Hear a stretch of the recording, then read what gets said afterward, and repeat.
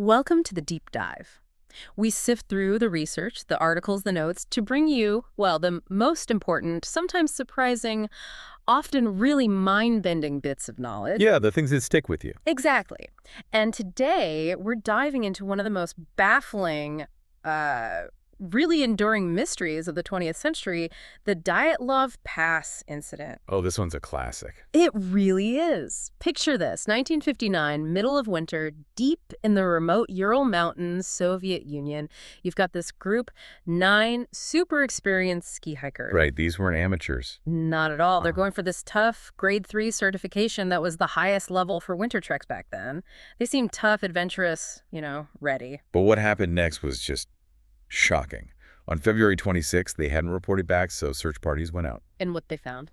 They found their tent abandoned, badly damaged, on the slopes of Kolotsiakl, which chillingly means dead mountain. And the tent itself, weird details right from the start. Yes, sliced open. From the inside. And all their stuff, their belongings, their shoes, just left there. And then came the discovery of the bodies, scattered across this, desolate landscape. It just deepened the horror. It really did, because some clearly died of hypothermia, which you might expect. Right. Tragic, but understandable in that environment. But others had these severe blunt force trauma injuries.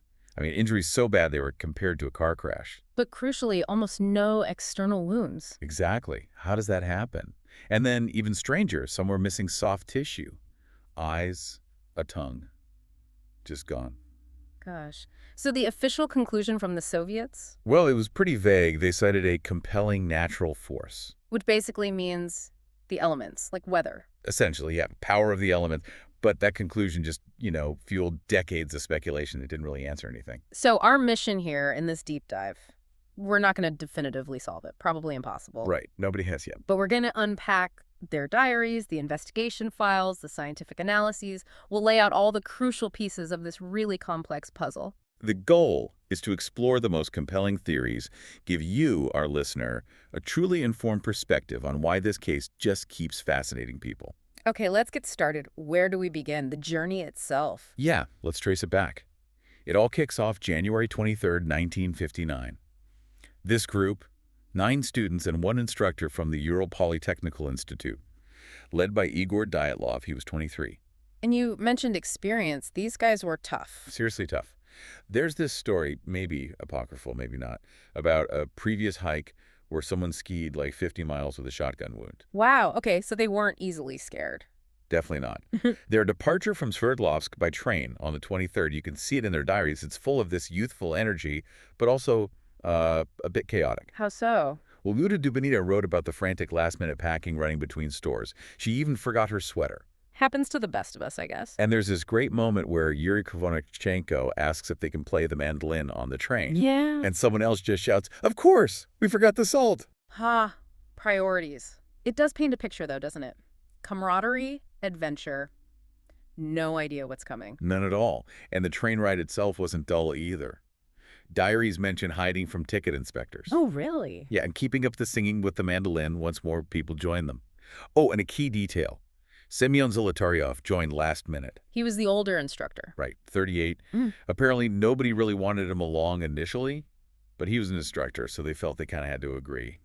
You can't refuse, the diary says. Interesting dynamic already. What about the stops along the way? Some memorable ones. Yeah. January 24th, they had this long 11-hour layover in Sarov. And something happened there. Yeah, Yuri Krivonochenko, the mandolin player, he got detained by police. What for? Singing in the station. Seriously? Just for singing? Apparently. And then later on the next train leg from Sarov to Ivdel, the group got accused of stealing vodka by some drunk passenger. Police called again. Poor Yurka, having a rough day with the authorities. Twice in one day. But it wasn't all bad in Sarov. They actually gave a talk about tourism to kids at a local school, School Nav 41. That's nice. Yeah. And Zina Kolmogorova apparently got really attached to the kids. They cried when the group left. She even wrote a letter home from Sarov. What did it say? Just telling her family the group was good, everything's fine, not to worry. Those little human moments. Yeah.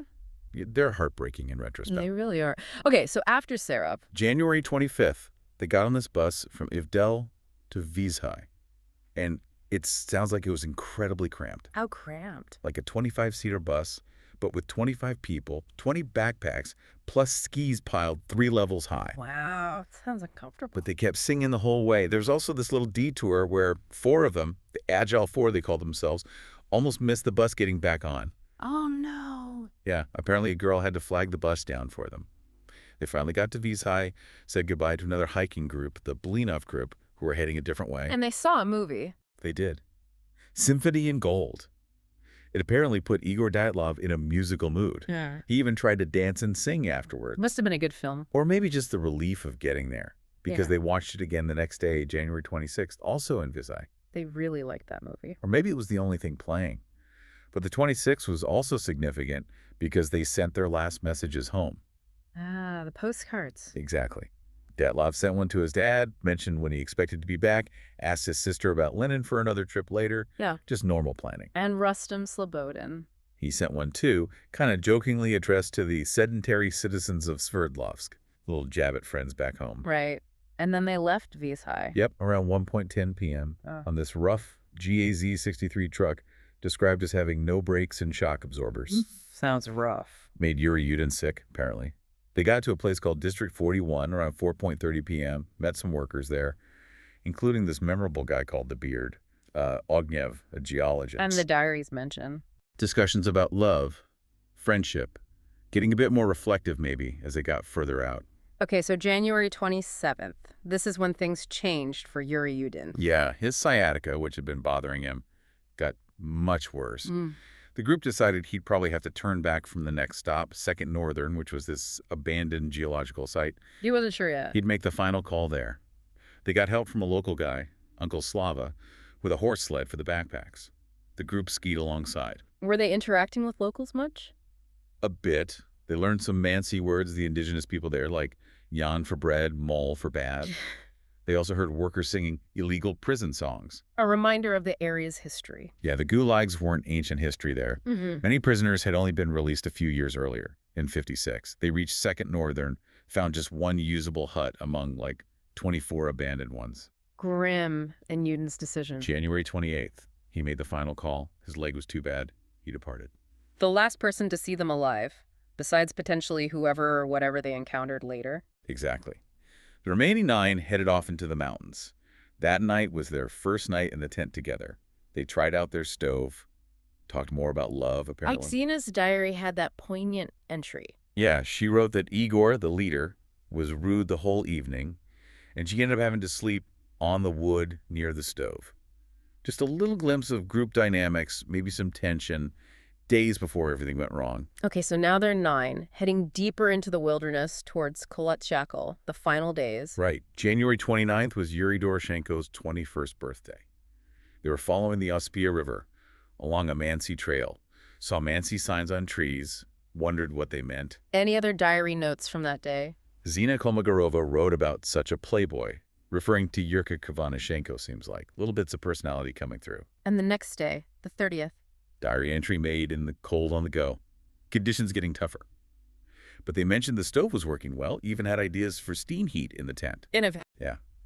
And they talked more about the Mansi people. The snow was getting deeper, maybe 4 feet deep, and the forest was thinning out as they gained altitude. And their slogan for the trek. In a country of mysterious signs. Eerily prophetic, wasn't it? It really was. Now, there's something about burning clothes. Yeah, this is a small point of confusion. Yeah. Zina's diary mentions burning Mittens and Yurkin's quilted jacket on the night of Jan 30th to 31st. Okay. But some film evidence, photos recovered later, seems to suggest this actually happened the next night, Jan 31st to Feb 1st. It's a minor detail, but one of those little inconsistencies investigators had to wrestle with. Got it. So, January 31st, they're really approaching the mountain now. Yes, and the weather's turning. Dyatlov's diary entry from the 31st describes worsening conditions. Strong wind from the west, snow blowing off the pines even though the sky might have been clearish, visibility dropping. Making progress difficult. Very. Only moving about 1.5 to 2 kilometers per hour. The wind was piercing, he wrote, like airplanes at takeoff. Wow. And he had a dilemma. A specific one. He realized they couldn't set up their labaz, that's like a supply cache where they were. They needed to find a suitable spot for the tent first. Which led to that Council of Fili photo? Exactly. It shows Igor seemingly explaining a change of plan to Semyon Zolotaryov. They were likely debating. Go back down to the Ospia River Valley for shelter, set up the cache there, or push on up onto the ridge. What was the advantage of the ridge? Save altitude for the next day's push towards Mount O'Torton, possibly hoping for firmer snow up high for easier skiing. But it meant a cold camp, no firewood. And they chose the ridge. They did. They decided to trek up the pass with all their gear for an overnight stay right there on the exposed slope. A detail here. Luda Dubinina had a smaller backpack because she had a leg wound from earlier. Okay, so that brings us to February 1st, the final camp.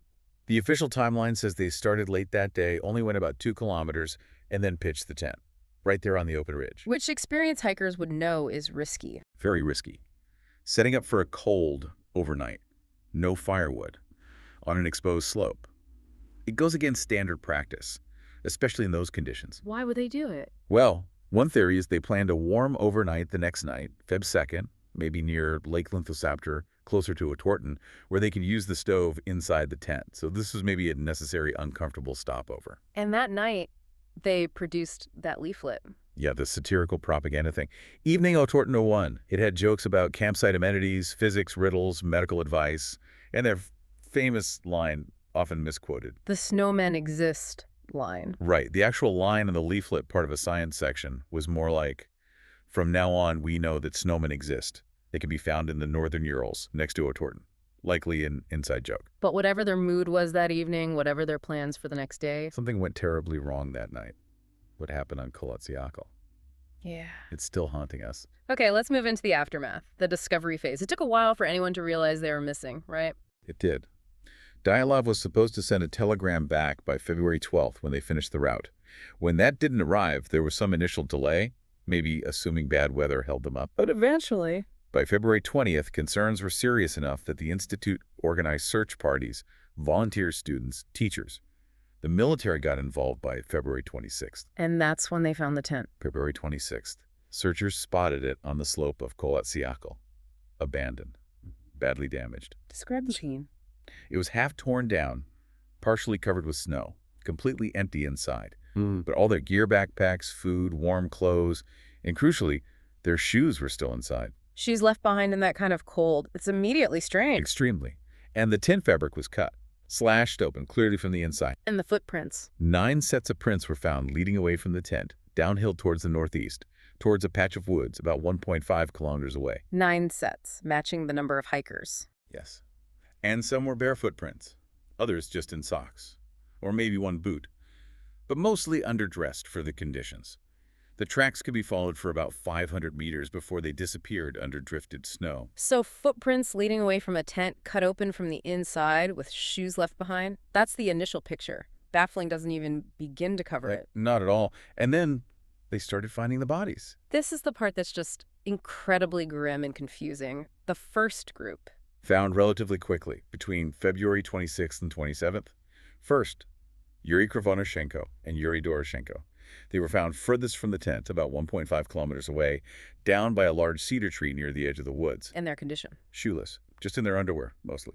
There were remnants of a small fire near the cedar tree. So they made it to shelter, tried to start a fire. Seems like it. And branches on the cedar were broken way up high, like 5 meters, suggesting someone climbed it, maybe looking for the tent, maybe for firewood, maybe something else entirely. And their cause of death? Officially, hypothermia for both.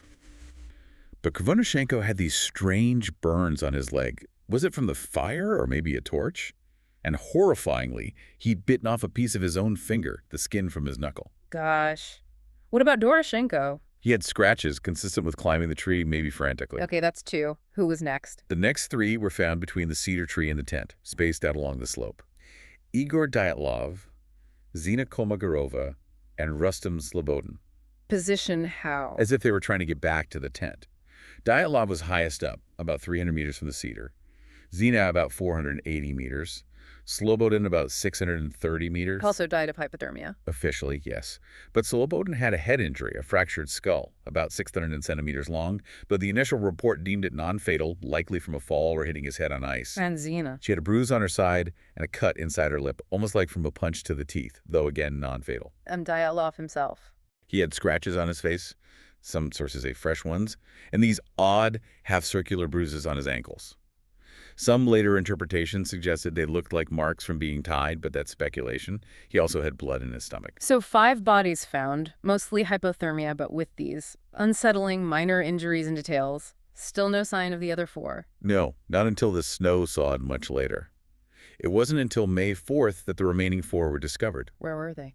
buried under 4 meters of snow in a ravine about 75 meters further into the woods from that cedar tree. And their condition was different. Radically different. First, they were much better dressed. They'd clearly scavenged clothing from the bodies of the first 5 who died, layering up. Suggests they were still thinking rationally, trying to survive. It does. Yeah. But their injuries.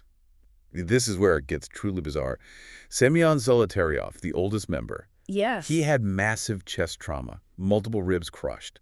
The coroner compared the force needed to cause that to being hit by a car, yet almost no external bruising associated with it. And his eyes were missing. Missing eyes. Yes.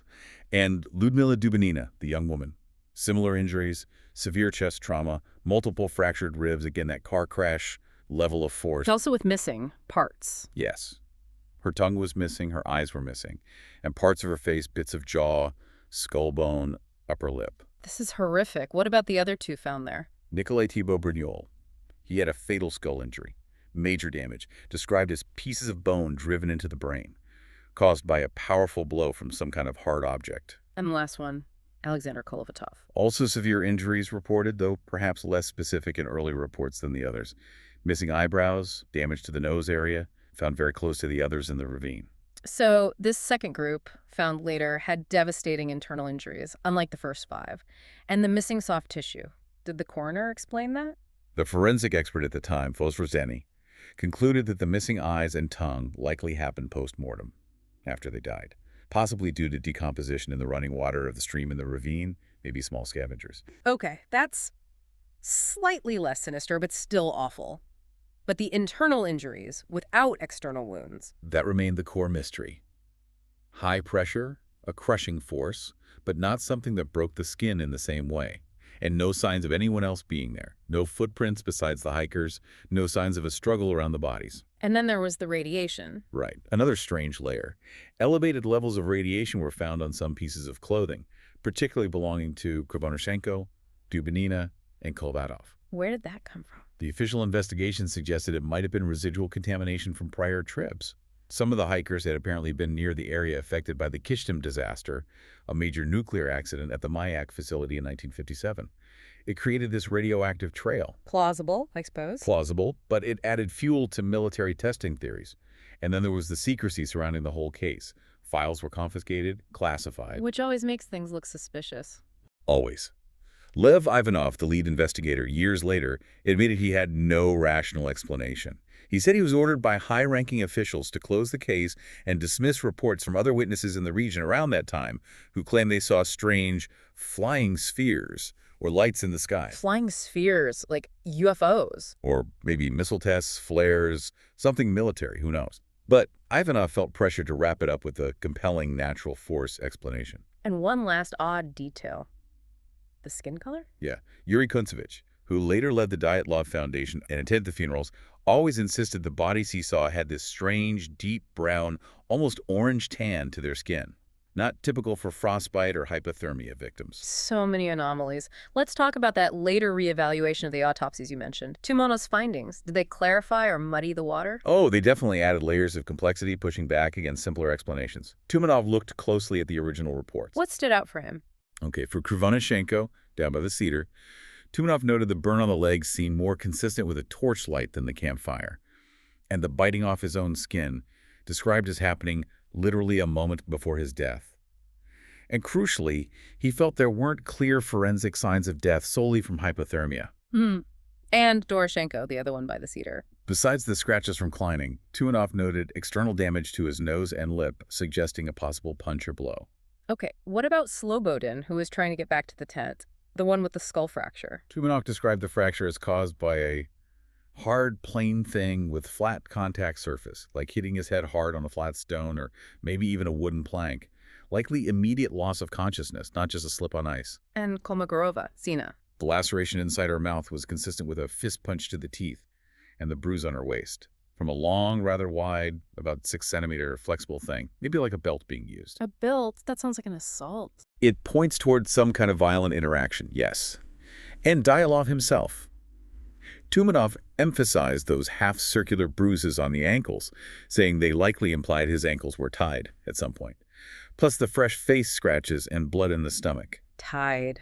That changes things dramatically, if true. What about the Ravine group? For Dubinina and Zolotaryov, with the crushed ribs, Tumanov stressed the force was like something rolled over her chest, akin to being run over by a car, and explicitly not consistent with just falling from their own height into the ravine, even under rocks. So not just a fall. You didn't think so. And remember Dubinina's lividity, the blood pooling. It indicated her body had been moved, repositioned, something like 16 hours after she died. Moved? Why? By Exactly. Unanswered questions. And Thibaut Brignol with the fatal skull fracture. Tumanov specified it was from a hard thing with limited contact surface, like a stone or maybe a baton, a focused, powerful blow. Wow. Tumanov's reevaluation really seems to point away from simple accent theories, doesn't it? It suggests violence, maybe restraint, movement of bodies. It definitely makes explanations like a straightforward avalanche or just getting lost much harder to accept entirely.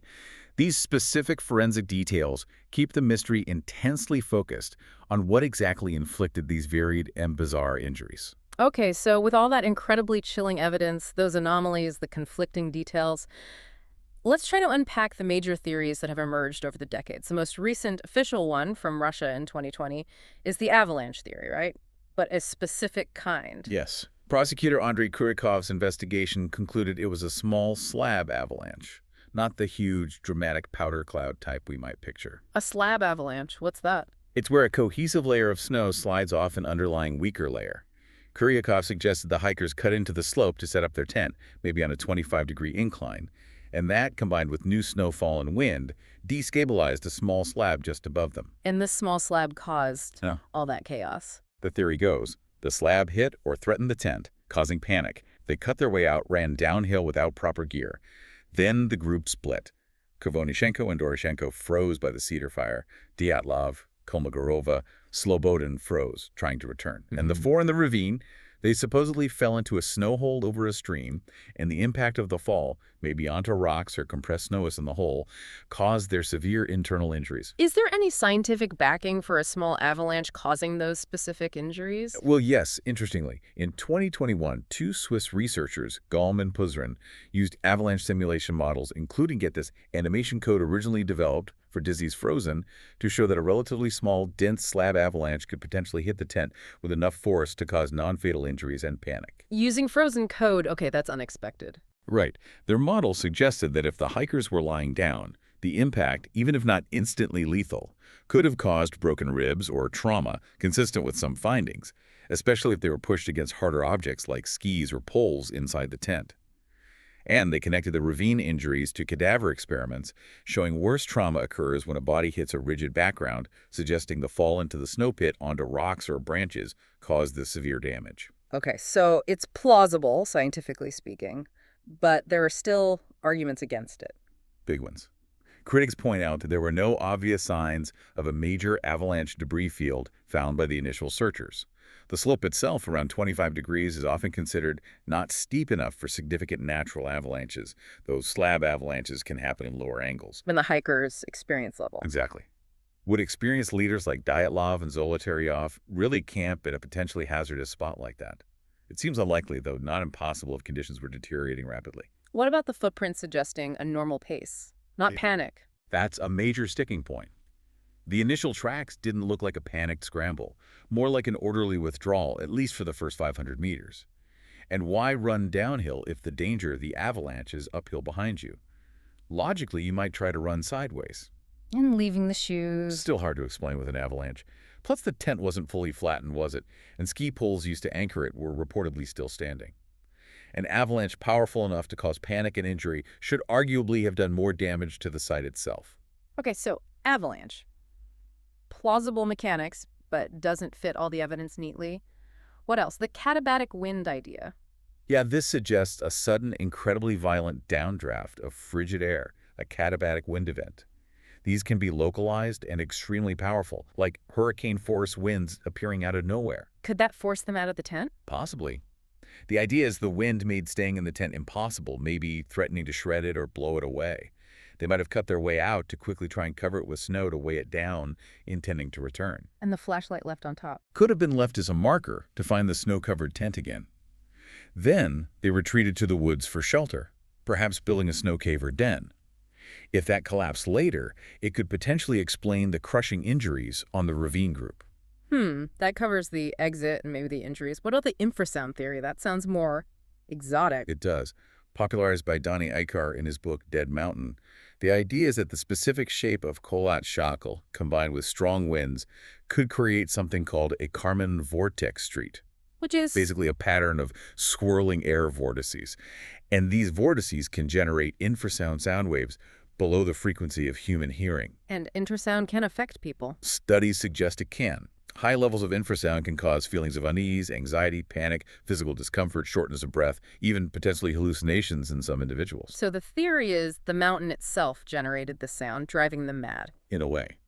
It could explain the irrational flight from the relative safety of the tent, leaving gear behind. They flee in a state of panic induced by the infrasound. Later, maybe lower down the slope where the effect lessens, they regain some composure but are already disoriented and hypothermic. The injuries could then result from falls into the ravine while trying to regroup or find shelter. It's a fascinating idea. Hard to prove, though. Very hard to prove. It relies on specific weather conditions and topography, creating a rare phenomenon. But it does offer an explanation for the seemingly irrational behavior. Okay, moving to more. Human-involved theories. Military tests. This has always been a popular one, fueled by the Cold War secrecy, the radiation, and those reported orange spheres. What kind of tests? The main theory revolves around secret weapons testing, possibly parachute mines. These are mines dropped by parachute that detonate in the air above the ground. How would that explain the events? The loud concussive blast nearby could certainly cause panic, forcing the hikers out of the tent. And the blast wave itself, the overpressure, could potentially cause severe internal injuries like the crushed ribs with minimal external signs. That matches some of the weirdest injuries. And the spheres and radiation fit this. Proponents say yes. The spheres could be related to the tests or flares. The radiation could be contamination from the weapons. But there are counter-arguments. Strong ones. Again, no external wounds, typical of shrapnel from a mine. The radiation explanation about prior exposure near Mayak is plausible. Soviet secrecy was standard procedure for any unusual death, not necessarily proof of a military cover-up. And most importantly, absolutely no physical evidence of outsiders, military or otherwise, was found at the campsite or near the bodies. No extra footprints, no discarded casings, nothing. Right. So, provocative, but lacks hard evidence at the scene. What about explanations focusing on the hikers themselves? Paradoxical undressing. Yeah, this is a known phenomenon in hypothermia cases. As someone gets severely hypothermic, their brain function gets impaired. Blood flow regulation goes haywire. They can suddenly feel intensely hot, leading them to paradoxically remove clothing, hastening their death. That could explain Krivonyshenko and Doroshenko in their underwear. It could. And the extreme cold and disorientation could also explain confused actions, maybe even self-injury like Krivonyshenko biting his hand in delirium or agony. But as we noted, the four found in the ravine had added clothing, taken from the dead. That suggests rational thought, a clear attempt to fight the cold, not succumb to paradoxical undressing. So it explains some behavior, but not all of it. It doesn't seem to fit the whole picture neatly. Okay, what about that Reddit theory? The stove smoke idea. This one's interesting because it focuses on an internal plausible threat. The group had a small, makeshift stove they sometimes used inside the tent. The theory proposes the stove malfunctioned that night, maybe producing excessive smoke, or even carbon monoxide. Not necessarily a raging fire, but enough smoke or fumes to cause panic about suffocation or fire inside the tent. So they cut the tent to ventilate or escape the smoke. Exactly. Cutting it open makes sense if the perceived threat is inside. Then they rush out without boots or proper gear because the immediate danger feels like it's in the tent itself. And the injuries. Slobodin's head injury could be from a fall while stumbling away, maybe already slightly impaired by fumes or the initial stages of hypothermia. The ravine injuries could still be from a later fall or snow shelter collapse after they fled the tent due to the stove issue. It emphasizes perception, the fear of fire or suffocation driving the initial escape. It's simpler in a way. Doesn't require secret weapons or mysterious natural phenomena. It is simpler, relies on their own equipment failing. But it perhaps doesn't fully explain the sheer violence of the injuries found in the ravine or some of Tumanov's more specific forensic observations suggesting assault. It feels like every theory explains some parts but leaves other parts unexplained. That's precisely why Dyatlov Pass remains such an enduring mystery. No single theory neatly accounts for all the bizarre and contradictory evidence. The cut tent, the missing shoes, the varied injuries, the footprints, the radiation, the missing tissue, the potential signs of assault. It's a puzzle with too many pieces that don't quite fit together. So we've taken quite a journey here today. We've retraced the steps of Igor Dyatlov and his group from that energetic, hopeful departure. Right up to the truly baffling, tragic circumstances of their deaths on Kholat Shakal. We've looked at this mosaic of details, the diaries, the scene, the chilling forensic findings, Tumanov's later analysis. And we've explored this whole range of competing theories, from avalanches and infrasound to military tests and stove malfunctions, each one trying, in its own way, to make sense of the inexplicable. What really stands out after all this time is that despite decades of investigation, dozens of theories, official inquiries, a single universally accepted explanation just isn't there. It remains completely elusive. You have this combination of factors, the human element, the personalities, their decisions, then the extreme, brutal environment. And finally, this fragmented, often contradictory evidence. It all weaves together into a story that just continues to resonate, to mystify. So what does this all mean for you listening to this? Perhaps the point isn't just finding the single answer to what happened up there. Maybe the enduring power of the Dyatlov Pass incident lies in what it reveals. Yeah, what it shows us about human resilience when facing the truly unknown, about the sheer, brutal indifference of nature at its most extreme.